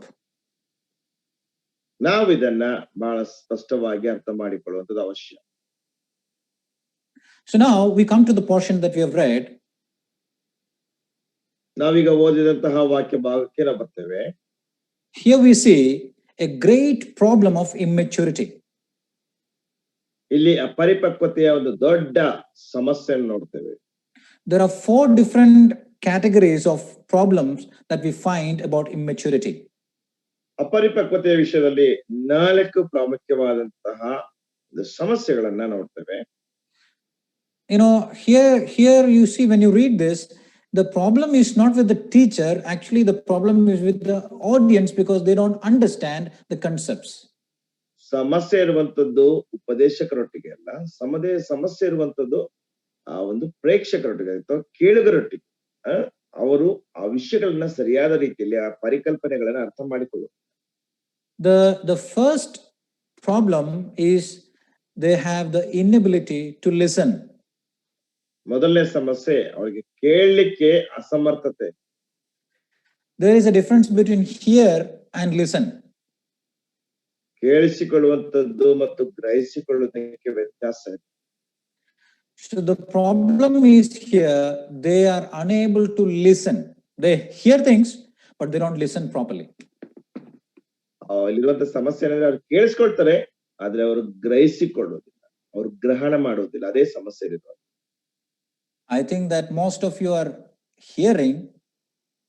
I presume and understand that you're also listening. ಒಂದು ವೇಳೆ ನೀವು ಕೇಳಿಸ್ಕೊಳ್ತಾ ಇದ್ದೀರಿ, ನಿಮ್ಮಲ್ಲಿ ಅನೇಕರು, ನಾನು ಅಂದುಕೊಳ್ತೇನೆ ನಿಮ್ಮಲ್ಲಿ ಅನೇಕರು ಅದನ್ನ ಗ್ರಹಿಸ್ಕೊಳ್ತಾ ಇದ್ದೀರಿ ಎಂಬುದಾಗಿ. You know, the problem with these people, the audience of this letter, is that they do not want to listen. They are unable to listen. ಈ ಪತ್ರಿಕೆಯ ಆ ಒಂದು ಕೇಳುಗರಲ್ಲಿದ್ದಂತ ಸಮಸ್ಯೆ ಏನಂದ್ರೆ ಅವರಿಗೆ ಗ್ರಹಿಸಿಕೊಳ್ಳಲಿಕ್ಕೆ ಸಾಧ್ಯವಾಗ್ತಾ ಇಲ್ಲ. So we in the beginning I said that the author is trying to speak about Christ's priesthood. ಪ್ರಾರಂಭದಲ್ಲಿ ನಾನು ಹೇಳಿದೆ, ಗ್ರಂಥಕರ್ತನು ಕ್ರಿಸ್ತನ ಯಾಜಕತ್ವದ ಕುರಿತಾಗಿ ಹೇಳಲಿಕ್ಕೆ ಪ್ರಯತ್ನಿಸ್ತಾ ಇದ್ದಾನೆ. But chapter 5 verse 11 up to chapter 6 verse 19, we read he gives a sudden warning. 5:11 6:19 ಆತನು ತಕ್ಷಣದ ಎಚ್ಚರಿಕೆಯನ್ನು ಕೊಡ್ತಾ ಇದ್ದಾನೆ. And then he stops the priesthood of Jesus Christ and he gives the warning, and then he continues with the priesthood after chapter 6 verse 20. 5:11 ಆತನ ಮಾತನಾಡಿ ತಕ್ಷಣವೇ ಆತನ ಕ್ರಿಸ್ತನ ಯಾಜಕತ್ವದ ಕುರಿತಾಗಿ ನಿಲ್ಲಿಸಿ ಮತ್ತು 6:20 ಮೇಲೆ ಪುನಃ ಆತನ ಕ್ರಿಸ್ತನ ಯಾಜಕತ್ವವನ್ನ ಮುಂದುವರಿಸುತ್ತಾನೆ. So the thing that the author is trying to explain is that you cannot grow into maturity without a proper view of the person and work of Jesus Christ. ಕರ್ತನಾದ ಯೇಸು ಕ್ರಿಸ್ತನ ವ್ಯಕ್ತಿತ್ವ ಮತ್ತು ಆತನ ಕೆಲಸವನ್ನು ತಿಳಿದುಕೊಳ್ಳದೆ ನೀನು ಪರಿಪಕ್ವತೆಯಲ್ಲಿ ಬೆಳೀಲಿಕ್ಕೆ ಸಾಧ್ಯವಿಲ್ಲ ಎಂಬುದಾಗಿ ಗ್ರಂಥಕರ್ತನು ಇಬ್ರಿಯರಿಗೆ ಹೇಳುತ್ತಾ ಇದ್ದಾನೆ. The author is trying to explain so many things, and then he says he comes to a point, where he wants to explain the Melchizedekian priesthood. Then he stops and says, you are not able to listen, you're not able to understand, I'm going to stop that. Okay, that's the kind of thing that he tells here. ಅಲ್ಲಿ ಇಬ್ರಿಯ ಗ್ರಂಥಕರ್ತನು ಆ ಒಂದು ವಿಷಯಗಳನ್ನು ವಿವರಿಸ್ತಾ ಇರುವಂತಹ ಸಮಯದಲ್ಲಿ ಮೆಲ್ಕಿಜೆದೇಕನ ವಿಷಯವನ್ನು ಹೇಳ್ತಾನೆ. ನಂತರ ಅದನ್ನ ನಿಲ್ಲಿಸಿ, ನೀವು ಈ ವಿಷಯಗಳನ್ನ ಅರ್ಥ ಮಾಡಿಕೊಳ್ಳಿಕ್ಕೆ ಸಾಧ್ಯವಿಲ್ಲ, ಆದ್ರಿಂದ ನಾನು ವಿಷಯಗಳನ್ನ ಇಲ್ಲಿಗೆ ನಿಲ್ಲಿಸ್ತೇನೆ ಎಂಬುದಾಗಿ ಬೇರೆ ವಿಷಯಗಳನ್ನ ಹಂಚಿಕೊಳ್ತಾನೆ. So he tells that in order to understand the significance of the priesthood, the readers of Hebrews need to reach to a certain level of maturity. ಈ ಯಾಜಕತ್ವವನ್ನು ಅರ್ಥ ಮಾಡಿಕೊಳ್ಳುವುದಕ್ಕೋಸ್ಕರವಾಗಿ ಈ ಇಬ್ರಿಯ ಗ್ರಂಥಕರ್ತನ ಅಥವಾ ಇಬ್ರಿಯರಿಗೆ ಬರೆದ ಪತ್ರಿಕೆಯನ್ನು ಓದುವಂತಹ ಓದುಗರು ಒಂದು ರೀತಿಯಾದಂತಹ ಪರಿಪಕ್ವತೆಗೆ ಅವರು ತಲುಪಬೇಕು. So what do we read in verse 11? Verse 11 we read, concerning him we have much to say, ಈ ವಿಷಯದಲ್ಲಿ ನಾವು ಬಹಳ ಹೇಳಬೇಕಾದ ಮಾತು ಬಹಳ ಉಂಟು. And it is hard to explain since you have become dull of hearing. ಆದರೆ ನಿಮ್ಮ ಕಿವಿಗಳು ಮಂದವಾದುದರಿಂದ ಅದನ್ನು ವಿವರಿಸುವುದು ಕಷ್ಟವಾಗಿದೆ. It's not because he cannot explain it, it's because you have become dull of hearing, inability to listen. ಅವನಿಗೆ ವಿವರಿಸಲಿಕ್ಕೆ ಸಾಧ್ಯವಿಲ್ಲ ಎಂಬುದಾಗಿ ಅಲ್ಲ, ಅಲ್ಲಿ ನಾವು ನೋಡ್ತೇವೆ ನೀವು ಅದನ್ನ ಕೇಳಿಸಿಕೊಳ್ಳು ಅಥವಾ ಆ ಒಂದು ವಿಷಯಗಳನ್ನ ಅರ್ಥ ಮಾಡಿಕೊಳ್ಳಿಕ್ಕೆ ನಿಮ್ಮ ಕಿವಿಗಳು ಮಂದವಾಗಿರೋದ್ರಿಂದ ಅದನ್ನು ವಿವರಿಸುವುದು ಕಷ್ಟವಾಗಿದೆ ಎಂಬುದಾಗಿ ಆತನು ಹೇಳುತ್ತಾನೆ. The people indicated here are sluggish. They are slow to come to grips with the supremacy of Christ. They don't understand it. ಇಲ್ಲಿ ಇರುವಂತಹ ಜನರು ಬಹಳ ಒಂದು ರೀತಿಯಲ್ಲಿ ಮಂದವಾಗಿದ್ದಾರೆ. ಅವರು ಕರ್ತನಾದಂತಹ ಯೇಸು ಕ್ರಿಸ್ತನ ಅತ್ಯುಚ್ಚ ಸ್ಥಾನವನ್ನ ಅರ್ಥ ಮಾಡಿಕೊಳ್ಳಿಕ್ಕೆ ಅವರಿಗೆ ಸಾಧ್ಯವಾಗದಷ್ಟು ಮಟ್ಟಿಗೆ ಅವರು ಮಂದರಾಗಿದ್ದಾರೆ. Listening always related to learning. ಈ ತಿಳ್ಕೊಳ್ಳುವಂಥದ್ದು ಎಂಬುದಾಗಿ ಹೇಳುವಂಥದ್ದು ಕೇಳುವಂಥದ್ದು ಯಾವಾಗಲೂ ಸಹ ಅದು ಕಲಿಯುವಂಥದ್ದಕ್ಕೆ ಸಂಬಂಧಪಟ್ಟದ್ದಾಗಿದೆ. So in order to learn, you have to listen properly. ನೀವು ಕಲಿಯುವುದಕ್ಕೋಸ್ಕರವಾಗಿ ಸರಿಯಾದ ರೀತಿಯಲ್ಲಿ ನೀವು ಕೇಳಿಸ್ಕೊಳ್ಳಬೇಕು. So they have become dull of hearing, which means they have stopped learning. ಅವರು ಕೇಳಿಸಿಕೊಳ್ಳುವುದರಲ್ಲಿ ಅವರು ಮಂದವಾಗಿದ್ದಾರೆ. ಅದರ ಅರ್ಥವೇನೆಂದ್ರೆ ಅವರು ಕಲಿಯುವಂಥದ್ದನ್ನ ನಿಲ್ಲಿಸಿಬಿಟ್ಟಿದ್ದಾರೆ. And when they have stopped learning, which means they have stopped growing. ಅವರು ಕಲಿಯುವಂಥದ್ದನ್ನ ನಿಲ್ಲಿಸಿಬಿಟ್ಟಿದ್ದಾರೆ ಎಂಬುದಾಗಿ ಹೇಳುವಾಗ ಅದರ ಅರ್ಥವೇನೆಂದ್ರೆ ಅವರು ಬೆಳೆಯುವಂಥದ್ದನ್ನು ಸಹ ನಿಲ್ಲಿಸಿಬಿಟ್ಟಿದ್ದಾರೆ. You understand, it is connected. ಇವೆರಡು ಸಹ ಒಂದಕ್ಕೊಂದು ಹೊಂದಿಕೆ ಆಗಿದೆ, ಅದನ್ನು ನೀವು ಅರ್ಥ ಮಾಡಿಕೊಳ್ಳಬೇಕು. Listening is connected to learning and learning is connected to maturity. ಕೇಳಿಸಿಕೊಳ್ಳುವಂಥದ್ದು ಕಲಿಯುವುದಕ್ಕೆ ಹೊಂದಿಕೆ ಆಗಿದೆ, ಜೋಡಣೆ ಆಗಿದೆ. ಕಲಿಯುವಂಥದ್ದು ಬೆಳೆಯುವುದಕ್ಕೆ ಅದು ಹೊಂದಿಕೆ ಆಗಿದೆ. The issue is more laziness, spiritual resistance towards God. They are lazy, in learning. ಸಮಸ್ಯೆ ಏನಂದ್ರೆ ಅವರು ಕಲಿಯುವುದರಲ್ಲಿ ಬಹಳ ಸೋಮಾರಿಗಳಾಗಿದ್ದಾರೆ. It can, when we were in the Bible school, in the first year we had much interest in the studying, and when we came to the second year, almost all the interest is just gone, in the wind. ನಾವು Bible school ಇದ್ದಂತ ಸಮಯದಲ್ಲಿ ಮೊದಲನೇ ವರ್ಷದಲ್ಲಿ ಕಲೀಲಿಕ್ಕೆ ಬಹಳ ಆಸಕ್ತಿ ಇತ್ತು, ಆದ್ರೆ ಎರಡನೇ ವರ್ಷಕ್ಕೆ ಬರುವಾಗ ಆಸಕ್ತಿ ಎಲ್ಲ ಹೋಗ್ಬೋದು. So we understood that, and I really realized that that there is a decline in hearing God's word. So I needed to grow, listen God's word more, and then that allows us to grow more in the Lord. ಆಗ ನನಗೆ ಅರ್ಥವಾಯಿತು, ದೇವರ ವಾಕ್ಯವನ್ನು ಕಲಿಯೋದ್ರಲ್ಲಿ ನನ್ನ ಆಸಕ್ತಿ ಕುಂಠಿತವಾಗ್ತಾ ಇದೆ.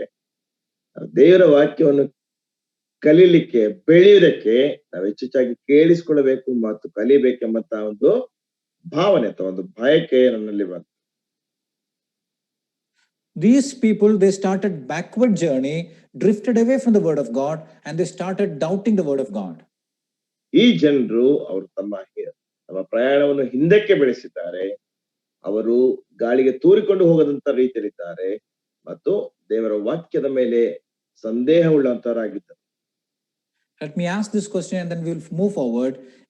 If we have any of kind of these symptoms, spiritual regression or backsliding, dullness towards the Bible, then definitely there is something that is going to happen. That means we are regressing, we are going backward. ನಾನು ಈ ರೀತಿಯಾಗಿ ಹೇಳುತ್ತಾ ಒಂದು ವಿಷಯವನ್ನು ನಿಮಗೆ ನಾನು ಹೇಳುವಂತನಾಗಿದ್ದೇನೆ. ಈ ಒಂದು ಆತ್ಮಿಕವಾದಂತಹ ಒಂದು ಸೋಲುವಿಕೆ ಅಥವಾ ಆತ್ಮಿಕವಾದಂತಹ ಒಂದು ಆತ್ಮಿಕವಾದ ವಿಷಯದಲ್ಲಿ ನೆಮ್ಮದಿ ಇಲ್ಲದಿರುವಿಕೆ ಅಥವಾ ಒಂದು ಸೋಮಾರಿತನ, ಒಂದು ರೀತಿಯಾದ ನಿಧಾನಗತಿಯಲ್ಲಿರುವಂತದ್ದಾಗಿದ್ದರೆ ಆತ್ಮಿಕ ಜೀವಿತದಲ್ಲಿ ಏನೋ ಒಂದು ಸಂಭವಿಸಲಿಕ್ಕೆ ಅದು ಹೋಗ್ತಾ ಇದೆ ಎಂಬುದಾಗಿ ನಾನು ಹೇಳ್ತೇನೆ. So when the Sunday school class becomes dull, when the preaching becomes dull, when the teaching becomes dull, it is not to blame the teacher or any pastor, but the believer ourselves, or we ourselves are responsible for that. Sunday school ನಲ್ಲಿ ಬೋಧನೆಯು ಅದೊಂದು ವೇಳೆ ನಿಧಾನವಾದ್ರೆ, ಪ್ರಸಂಗ ಒಂದು ರೀತಿಯಲ್ಲಿ ಒಂದು ತಂಪಾಗಿದ್ದರೆ, ಉಪದೇಶವು ತಂಪಾಗಿದ್ದರೆ, ಅದು ಉಪದೇಶಕರನ್ನು ದೂಷಿಸುವಂತದ್ದಲ್ಲ, ವಿಶ್ವಾಸಿಗಳಂತ ನಮ್ಮನ್ನು ನಾವೇ ದೂಷಿಸಿಕೊಳ್ಳುವಂತದ್ದಾಗಿದೆ. The second thing is in verse 12, first part, inability to teach. ಎರಡನೇ ವಿಷಯ 12ನೇ ವಚನದ ಮೊದಲನೇ ಭಾಗ, ಬೋಧಿಸುವುದಕ್ಕೆ ಅಸಮರ್ಥರು. It is written there, for though by this time you ought to be teachers. ಕಾಲವನ್ನು ನೋಡಿದರೆ ನೀವು ಇಷ್ಟರೊಳಗೆ ಬೋಧಕರಾಗಿರಬೇಕಾಗಿದ್ದವರು. But you see there, you again need someone to teach you the elementary principles of the oracles of God. ಮತ್ತೆ ನಾವು ನೋಡ್ತೇವೆ, ಒಬ್ಬನು ನಿಮಗೆ ದೈವೋಕ್ತಿಗಳ ಮೂಲ ಪಾಠಗಳನ್ನು ತಿರುಗಿ ಕಲಿಸಿಕೊಡಬೇಕಾಗಿದೆ. Ability to share, ability to teach others or share some things is mark of maturity. ಇತರೊಟ್ಟಿಗೆ ಹಂಚಿಕೊಳ್ಳುವಂಥದ್ದು, ಇತರಿಗೆ ಉಪದೇಶ ಮಾಡುವಂಥದ್ದು, ಇತರೊಟ್ಟಿಗೆ ದೇವರ ವಾಕ್ಯವನ್ನು ಸಾರುವಂಥದ್ದು, ಅದು ಪರಿಪಕ್ವತೆಯ ಒಂದು ಗುರುತಾಗಿದೆ. It's not just about that all Christians are teachers, that's not the idea, but all can share what they have learned from the word of God. All may not be able to teach, but they are able to share what they have learned. ಒಂದು ವೇಳೆ ಎಲ್ಲಾ ಕ್ರೈಸ್ತರು ಉಪದೇಶ ಮಾಡಬೇಕು ಎನ್ನುವಂಥದ್ದು ಒಂದು ವೇಳೆ ಒಂದು ರೀತಿಯಾದಂತಹ ಒಳ್ಳೆಯ ಒಂದು ಆಲೋಚನೆ ಆಗದೆ ಇರ್ತದೆ. ಆದ್ರೆ ಪ್ರತಿಯೊಬ್ಬ ಕ್ರೈಸ್ತರು ಸಹ ತಾವು ಕಲಿತುಕೊಂಡಂತದ್ದನ್ನ ಹಂಚಿಕೊಳ್ಳುವುದಕ್ಕಾದ್ರೂ ಸಾಮರ್ಥ್ಯವುಳ್ಳವರಾಗಿರಬೇಕು. So you see there, the author tells, by this time you ought to have become teachers. That means you should have given instruction. That means you should have been a group of people who should have been given instructions to others, but you need yourself some instructors. ಇಲ್ಲಿ ಇಬ್ರಿಯ ಗ್ರಂಥಕರ್ತರು ಹೇಳ್ತಾನೆ, ಕಾಲವನ್ನು ನೋಡಿದ್ರೆ ನೀವು ಇಷ್ಟರೊಳಗೆ ಬೋಧಕರಾಗಿರಬೇಕಾಗಿದ್ದರು ಎಂಬುದಾಗಿ.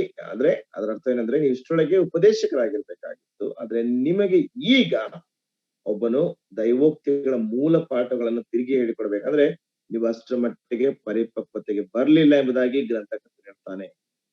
The simple teachings of Christian life, is something that we need to teach you again and again and again. ಸರಳವಾದಂತ ಕ್ರಿಸ್ತಿಯ ಪಾಠಗಳನ್ನು ನಿಮಗೆ ಪುನಃ ಪುನಃ ಪುನಃ ಕಲಿಸಿಕೊಡ್ಬೇಕಾಗಿದೆ. They were experiencing their second childhood days.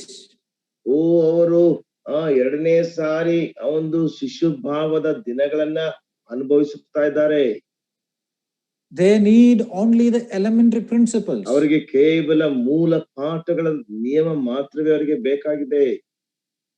The simple truths or the simple elemental truths, they are only able to listen to those things. ಸರಳವಾದಂತಹ ಪ್ರಾಥಮಿಕವಾದಂತಹ ಸತ್ಯಾಂಶಗಳನ್ನು ಮಾತ್ರವೇ ಅವರು ಕೇಳಿಸಿಕೊಳ್ಳಿಕ್ಕೆ ಮನಸ್ಸುಳ್ಳವರಾಗಿದ್ದಾರೆ.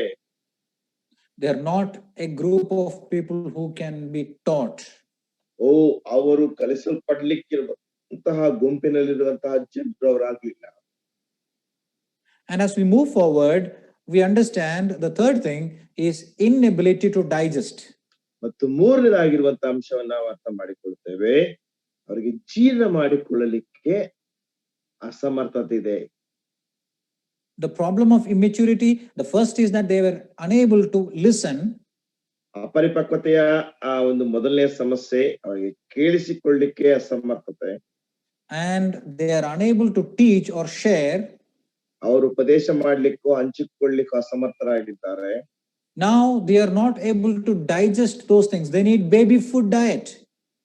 ಅವರಿಗೆ ಜೀರ್ಣ ಮಾಡಿಕೊಳ್ಳಿಕ್ಕೆ ಜೀರ್ಣಿಸುವಂತ ಶಕ್ತಿ ಇಲ್ಲ. ಅವ್ರಿಗೆ ಇನ್ನೂ ಕೂಡ ಶಿಶುಗಳಿಗೆ ಕೊಡಬೇಕಾದ ಆಹಾರಕ್ಕೆ ಮಾತ್ರವೇ ಅವರು ಎದುರು ನೋಡ್ತಾ ಇದ್ದಾರೆ.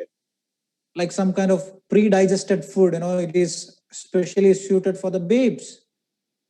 ಈಗಾಗಲೇ ಒಂದು ರೀತಿಯಲ್ಲಿ ಜೀರ್ಣವಾಗಿಸಲ್ಪಟ್ಟಂತ ಆಹಾರ, ಅದು ಕೇವಲ ಶಿಶುಗಳಿಗೆ ಮಾತ್ರವೇ ಕೊಡ್ಲಿಕ್ಕೆ ಉಪಯುಕ್ತವಾದ ಆಹಾರವನ್ನು ಮಾತ್ರವೇ ಅವರು ಬಯಸ್ತಾ ಇದ್ದಾರೆ.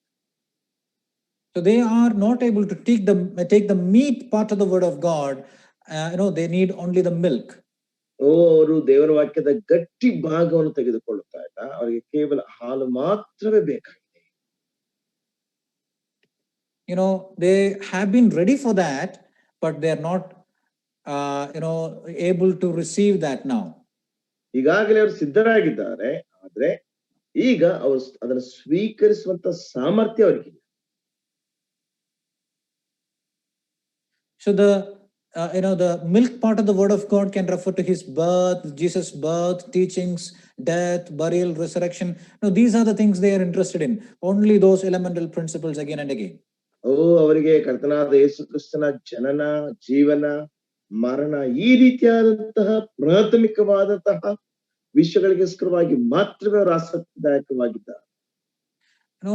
As we begin the journey of Christianity, we grow as Christians, on the daily basis, by the diligence that we have, and we grow into maturity. ನಾವು ಕ್ರೈಸ್ತರಾಗಿ ಪ್ರಾರಂಭವಾದಾಗ ಅಥವಾ ಕ್ರೈಸ್ತರ ಒಂದು ಜನ್ಮವನ್ನು ಪ್ರಾರಂಭಿಸುವಂತಹ ಸಮಯದಲ್ಲಿ ಪ್ರಾರಂಭಿಸಿದ ನಂತರ ದೇವರ ವಾಕ್ಯದಕ್ಕೋಸ್ಕರವಾಗಿ ಒಂದು ಸಮರ್ಥವಾದಂತಹ ಕಲಿಯುವಿಕೆ ರೀತಿಯಲ್ಲಿ ನಾವು ಪರಿಪಕ್ವವಾಗಿ ಬೆಳೆಯುವಂತರಾಗಿರಬೇಕು. That means biblical maturity is not something that we have reached there yet. No one can say, okay, I have reached the maturity. No, I am the mature person. ದೇವರ ವಾಕ್ಯಕ್ಕನುಸಾರವಾದಂತ ಪರಿಪಕ್ವತೆ ಅಂದ್ರೆ ನಾವ್ ಈಗಾಗಲೇ ಅಲ್ಲಿಗೆ ತಲುಪಿದ್ದೇವೆ ಎಂಬುದಾಗಿಲ್ಲ. ಯಾರು ಸಹ ನಾನು ಪರಿಪಕ್ವಕ್ಕೆ ತಲುಪಿದ್ದೇನೆ, ನಾನು ಸಮರ್ಥ ಎಂಬುದಾಗಿ ಯಾರಿಗೂ ಸಹ ಹೇಳಿಕೊಳ್ಳಿಕ್ಕೆ ಸಾಧ್ಯವಿಲ್ಲ. It's just like this, I am there but not yet. ಇದು ಹೇಗೆ ಅಂದ್ರೆ ನಾನು ಅಲ್ಲಿದ್ದೇನೆ ಆದ್ರೆ ಇನ್ನೂ ಸಹ ಇಲ್ಲ. So that means we are still progressing.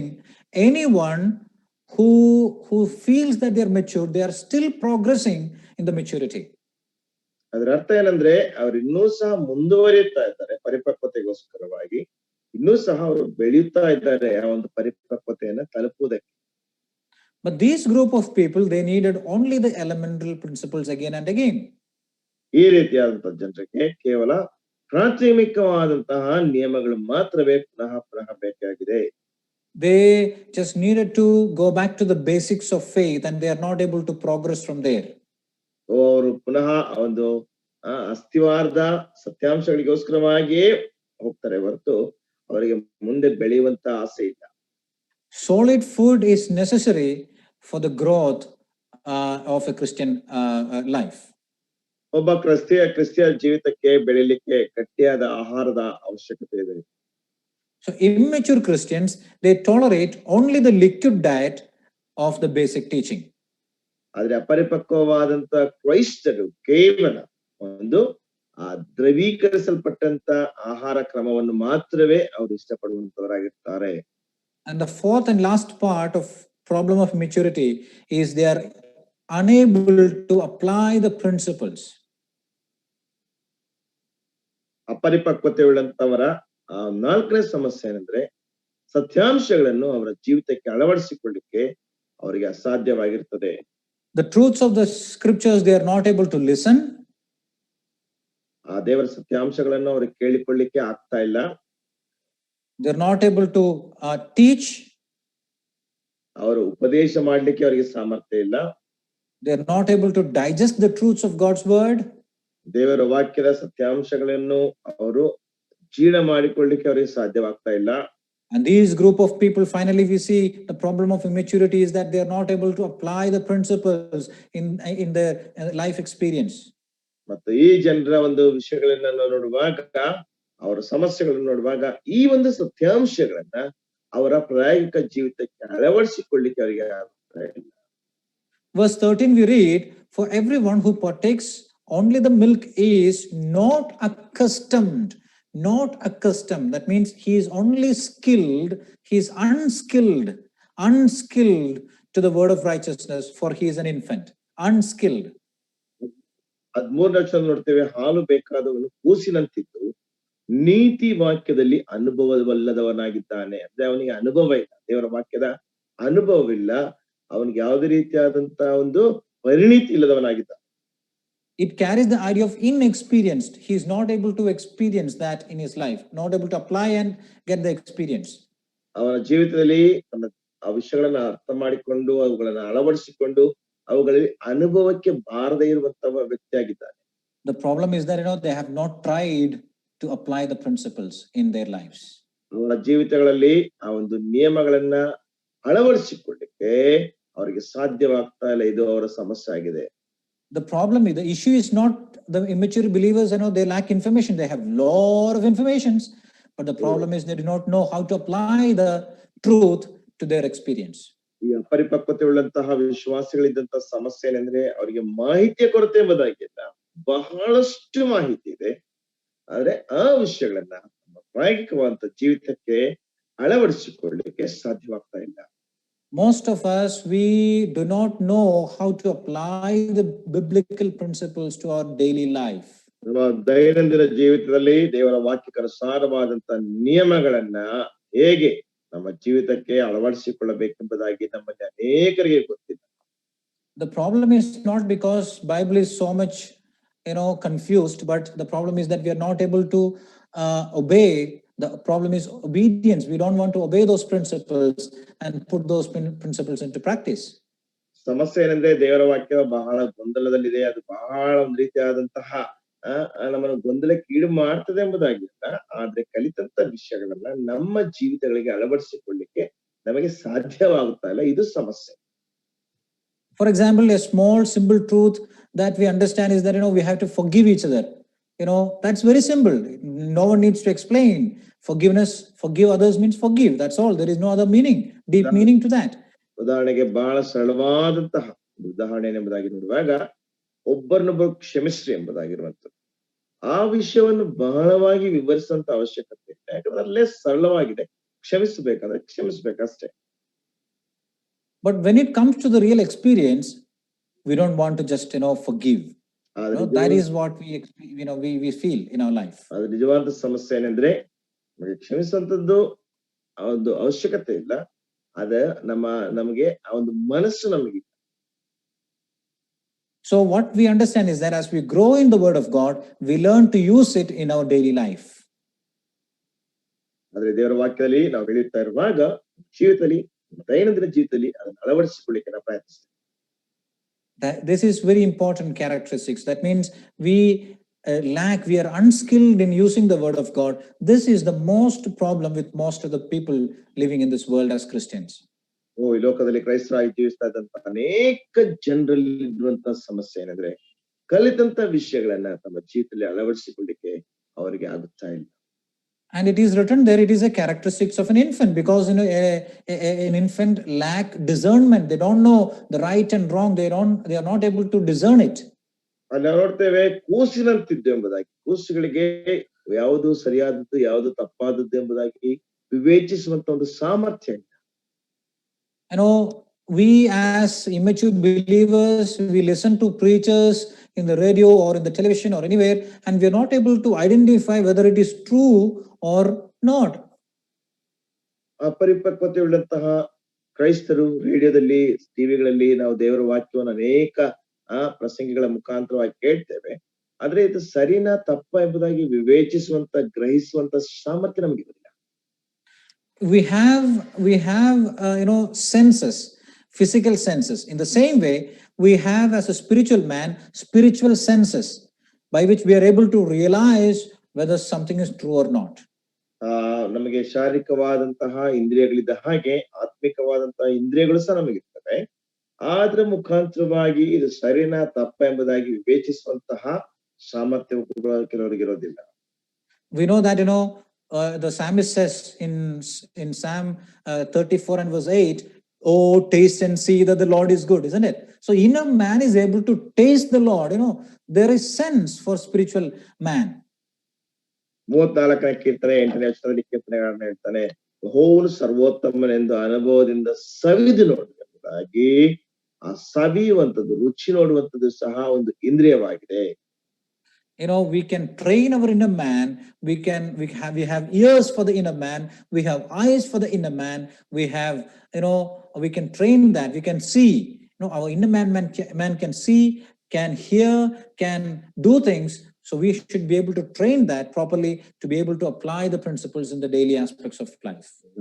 ಆಂತರಿಕ ಮನುಷ್ಯನನ್ನು ನಾವು ತರಬೇತಿಗೊಳಿಸಬೇಕು. ಆತನಿಗೆ ಕೇಳಲಿಕ್ಕೂ ಸಹ ಸಾಮರ್ಥ್ಯ ಇದೆ, ನೋಡ್ಲಿಕ್ಕೆ ಸಾಮರ್ಥ್ಯ ಇದೆ, ಮತ್ತು ಆತನು ಒಳ್ಳೆಯದನ್ನು ಕೆಟ್ಟದನ್ನು ತಿಳಿಯುವಂತ ಸಾಮರ್ಥ್ಯ ಇದೆ. ಈ ರೀತಿಯಲ್ಲಿ ಅದನ್ನು ತಿಳಿದುಕೊಳ್ಳುವಂತ ರೀತಿಯಲ್ಲಿ ನಮ್ಮ ಆಂತರಿಕ ಮನುಷ್ಯನನ್ನು ತರಬೇತಿಗೊಳಿಸಬೇಕು. Competency is very important. in a Christian's life to be a credible Christian. ಒಬ್ಬ ನಂಬಲಕ್ಕೆ ಆ ಒಂದು ಅರ್ಹನಾದಂತ ಕ್ರೈಸ್ತನಿಗೆ ಈ ಒಂದು ಬಯಕೆ ಅನ್ನುವಂಥದ್ದು ಬಹಳ ಪ್ರಾಮುಖ್ಯ. In the few minutes, we will be looking at areas of maturity that we need to be very careful about. ನಾವು ಬಹಳ ಎಚ್ಚರಿಕೆ ಇರಬೇಕಾದಂತಹ ನಮ್ಮ ಪರಿಪಕ್ವತೆ ಉಳ್ಳಂತ ಒಂದು ಪ್ರದೇಶಗಳನ್ನು ನಾವು ಇನ್ನು ಕೆಲವೇ ನಿಮಿಷಗಳಲ್ಲಿ ನಾವು ನೋಡ್ಲಿಕ್ಕಿದ್ದೇವೆ. We need to have doctrinal stability. Doctrine, we should not waver here and there. In Hebrews chapter 13 and verse 9, we read, "Do not be led away by the diverse and strange teachings." ನಮಗೆ ಆ ಒಂದು ದೇವರ ವಾಕ್ಯದ ಉಪದೇಶದಲ್ಲಿ ನಮಗೆ ಸ್ಥಿರತೆ ಇರಬೇಕು. ನಾವು ಆಚೀಚೆ ಅಲಗಾಡುವಂತಹ ಕ್ರೈಸ್ತರಾಗಿರಬಾರದು. ಇಬ್ರಿಯರಿಗೆ ಬರೆದ ಪತ್ರಿಕೆ 13ನೇ ಅಧ್ಯಾಯದ 9ನೇ ವಚನ ನೋಡ್ತೇವೆ, ನಾನಾ ವಿಧವಾದ ಅನ್ಯೋಪದೇಶಗಳ ಸೆಳವಿಗೆ ಸಿಕ್ಕಬೇಡಿರಿ ಎಂಬುದಾಗಿ. There are liberal teachers, there are legalistic teachers. We should be able to realize those teachers and should be able to take a balanced position according to the word of God, understanding the principles from the Bible. ಈ ಲೋಕದಲ್ಲಿ ಒಂದು ವೇಳೆ liberal ಆಗಿ ಅಥವಾ ಆ ಒಂದು ಸ್ವತಂತ್ರವಾಗಿರ್ಬೋದೆಂಬುದಾಗಿ ಬೋಧಿಸುವಂತಹ ಉಪದೇಶಕರಿದ್ದಾರೆ, ಒಂದು ವೇಳೆ ಲೀಗಲಿಸ್ಟಿಕ್ ಆದಂತಹ ಉಪದೇಶಕರಿದ್ದಾರೆ. ಅವೆಲ್ಲರೂ ಸಹ ದೇವರ ವಾಕ್ಯಕ್ಕನುಸಾರವಾಗಿ ಸಮತೋಲನದಲ್ಲಿ ನಾವು ತೆಗೆದುಕೊಂಡು ಅದನ್ನ ಪರೀಕ್ಷಿಸುವಂತವರಾಗಿರಬೇಕು. And the second area of maturity that we need to develop is relational stability, which means our husband and wife, parent and children, brothers and sisters, how we need to just, to have a relational stability. We need to just develop that. ಮತ್ತು ಎರಡನೇದಾಗಿರುವಂತಹ ಪರಿಪಕ್ವತೆ ಉಳ್ಳಂತಹ ಒಂದು ಅಂಶವೇನೆಂದ್ರೆ ಒಂದು ಸಂಬಂಧಿಕವಾದಂತಹ ಸ್ಥಿರತೆ. ಗಂಡ ಹೆಂಡತಿಯ ಮಧ್ಯದಲ್ಲಿರುವಂತಹ ಸಂಬಂಧ, ತಂದೆ ಮಕ್ಕಳ ಮಧ್ಯದಲ್ಲಿ, ಪೋಷಕರಿಗೂ ಮತ್ತು ಮಕ್ಕಳಿಗಿರುವಂತಹ ಸಂಬಂಧ, ಈ ಒಂದು ಸಂಬಂಧದಲ್ಲಿ ನಾವು ಸ್ಥಿರತೆ ಉಳ್ಳವರಾಗಿರಬೇಕು. In Ephesians chapter 5 and verse 22 to 25, we read about a husband and wife relationship, how they have to live. And we have children and parents relationship, how we have to develop those things. We have to have a relational stability. ಎಫೆಸದವರಿಗೆ ಬರೆದ ಪತ್ರಿಕೆ 5ನೇ ಅಧ್ಯಾಯ 22ರಿಂದ 25 ವಚನದವರೆಗೆ ಗಂಡ ಹೆಂಡತಿಯ ಸಂಬಂಧ, ಪೋಷಕರು ಮತ್ತು ಮಕ್ಕಳಿಗಿರುವಂತ ಸಂಬಂಧ, ಈ ರೀತಿಯಾದ ಸಂಬಂಧಗಳನ್ನ ನಾವು ನೋಡ್ತೇವೆ. ಆ ಸಂಬಂಧಗಳಲ್ಲಿ ನಾವು ಸ್ಥಿರತೆ ಉಳ್ಳವರಾಗಿರ್ಬೇಕು.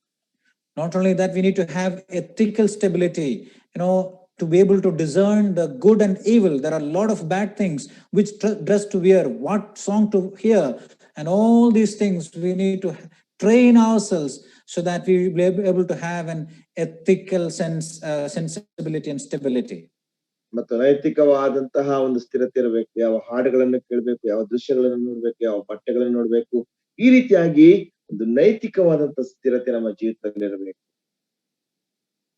And the fourth one and the final one is that we need to have a prudential stability, which means wisdom, according to the wisdom. That's the reason why we have the book of Proverbs, that we need to read and get experience. ನಾಲ್ಕನೇದಾಗಿ ನಮಗೆ ಜ್ಞಾನಿಕವಾದ ಅಥವಾ ಜ್ಞಾನದಲ್ಲಿ ಸಹ ಸ್ಥಿರತೆ ಇರಬೇಕು. ಯಾವುದು ಸರಿಯಾದ ಅಥವಾ ನಮ್ಮ ಜ್ಞಾನದಲ್ಲಿ ನಾವು ಸ್ಥಿರವಾಗಿರುವಂತದ್ದು, ಜ್ಞಾನೋಕ್ತಿಯಲ್ಲಿ ನೋಡ್ತೇವೆ, ಆ ಜ್ಞಾನದಲ್ಲಿ ನಾವು ಸ್ಥಿರವಾಗಿರುವಂತದ್ದಾಗಿರ್ಬೇಕು. The thing that we understand that age doesn't guarantee wisdom. ನಮಗೆ ತಿಳ್ಕೊಳ್ತೇವೆ, ನಮ್ಗೆ ಇರುವಂತ ಒಂದು ಅಂಶ ಅಂದ್ರೆ ನಮ್ಮ ವಯಸ್ಸು ನಮ್ಮ ಪರಿಪಕ್ವತೆಗೆ ಅದು ಭದ್ರತೆಯನ್ನು ಒದಗಿಸುವುದಿಲ್ಲ. The thing that produces wisdom is evaluated experience. Every time we need to evaluate our experience so that we will be able to have a wisdom stability, prudential stability. ನಮ್ಮ ಜ್ಞಾನವನ್ನ ಹೇಗೆ ನಾವು ಅದರಲ್ಲಿ ಸ್ಥಿರತೆ ಉಳ್ಳವರಾಗಿದ್ದೇವೆ ಎಂಬುದಾಗಿ ತಿಳ್ಕೊಳ್ತೇವೆ ಅಂದ್ರೆ ಪ್ರತಿಯೊಂದು ವಿಷಯವನ್ನ ಪ್ರತಿ ಸಾರಿ ಸಹ ಮೌಲ್ಯಮಾಪನ ಮಾಡ್ಬೇಕು. ಆಗ ಮಾತ್ರವೇ ನಮಗೆ ಜ್ಞಾನದಲ್ಲಿ ಸ್ಥಿರತೆ ಇದೆ ಎಂಬುದಾಗಿ ನಾವು ತಿಳ್ಕೊಳ್ಳಿಕ್ಕೆ ಸಾಧ್ಯ.